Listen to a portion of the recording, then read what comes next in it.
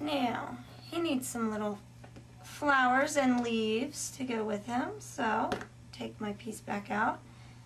In fact, just to show you, I'll take out another piece that hasn't even been touched yet. Straight from the jar. Somewhat stiff. You can see it's cracking. So just, again, put it in the palms of my hand. Just for a few minutes. And it begins getting softer.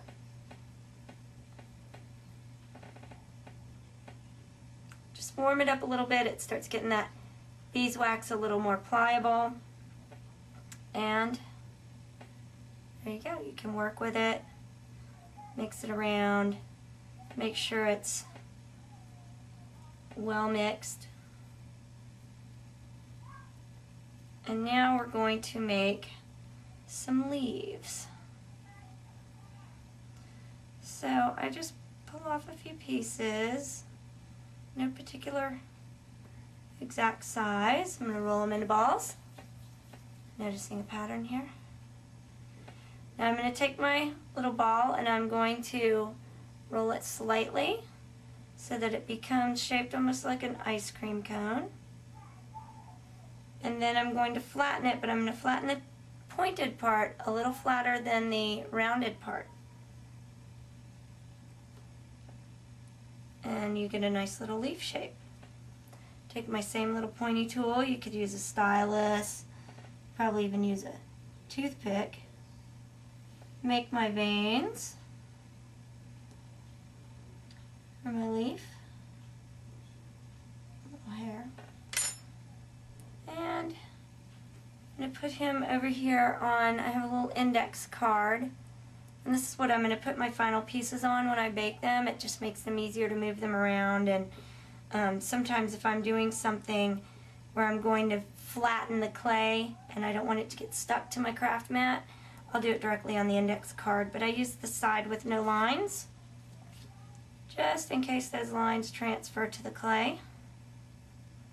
Up there. Okay, so let's make a couple more leaves. Again, roll it into a ball. Just kind of roll it in your fingertips to make it to a point. Flatten it right on here. Leave the rounded part a little bit higher and make your veins.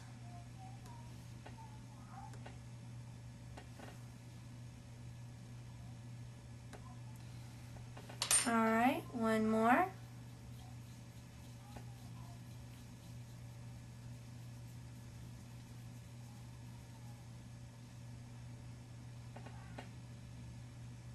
And your leaf size will be dependent on the size of your little ball, obviously. So you can vary them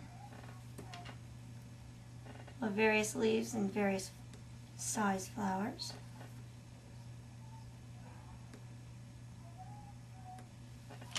Alright. Again, just throw my extra back in the jar, put the lid on. It's so convenient. And let's see, we will make, let's make a yellow daisy. You can see some of the clay I was playing with before.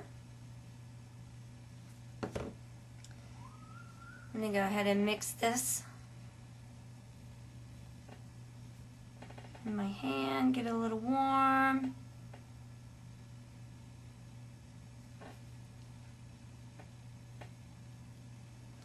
The jars are also great because you can store mixed clays in them if you custom mix some colors.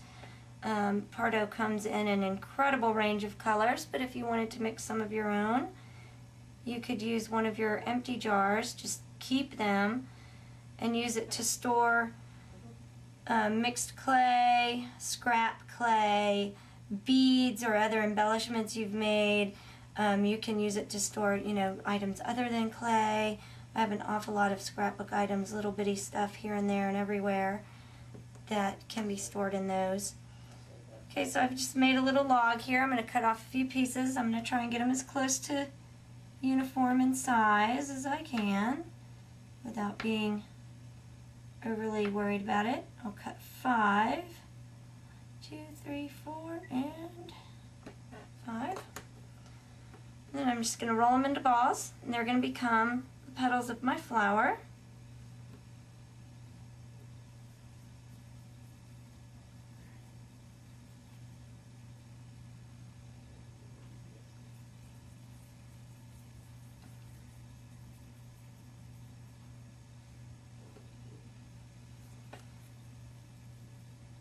The lid of the jars can stand up to baking up to 275 degrees. And so I know on the Polyclay Play website there is a PDF tutorial that shows you a great way to decorate the jars with your clay, and even a way to make some Kemper cutter holders that would work really well to keep things organized. Okay, so we're just going to put our little petals in a circle.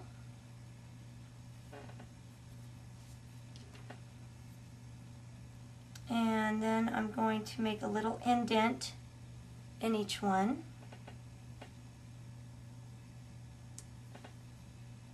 with the same needle tool.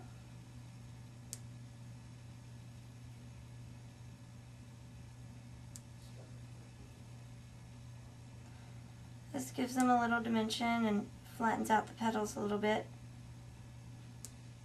Okay, we're going to set him on top of his leaf.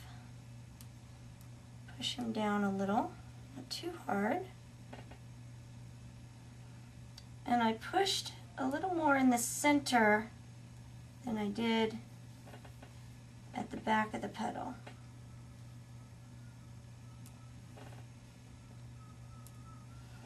Okay, and I'll give him a little white centerpiece. So I just have a little tiny piece of clay here. I'll work that around a little bit so that it's pliable. Roll it into its ball. Again, just rolling into balls and manipulating them slightly, making a variety of different things. So we'll push him into the middle of our flower, and then to give him a little accent, we're going to just poke some random indents into him. And there you have a cute little daisy.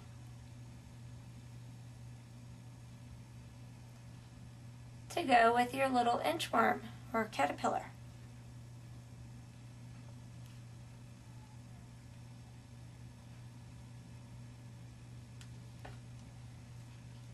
Pardo clay is baked in the oven, very similar to other clays you're used to, about 265 degrees for 30 minutes or so. Directions are right here on the side of the jar. And again, keep your jars. They are so useful for storing things later. I have several colors just right next to me that I've been working with I can show you. Some red, some alabaster, and of course black. And I also have this one, which is more of a translucent. Let's get you a good picture here. This one is more of a translucent clay. It's called agate. I think that's how you pronounce that. But I know it's a type of rock as well. And there's also some finishes of this clay that are more of a pearlescent type of finish. Old Gold is one of them that has more of a shimmer to it than the other clays. I also have a blue one. So these are just really fun and easy to play with. They don't require a lot of tools. Most importantly, they don't require a pasta machine. A lot of people who want to just dabble in it don't want to mess with the pasta machine, but even though I have one, it's so much more convenient to just pull it right out of the jar and start playing with it. So I hope you had fun with today's tutorial, and I think you'll really enjoy the new Pardo clays. Remember to keep your jars as you use them. Good way to recycle as well. And join Trish over on polyclayplay.com. She has lots of Viva products, lots of tutorials, a fun club you can join, and she's just really great to work with. Thanks.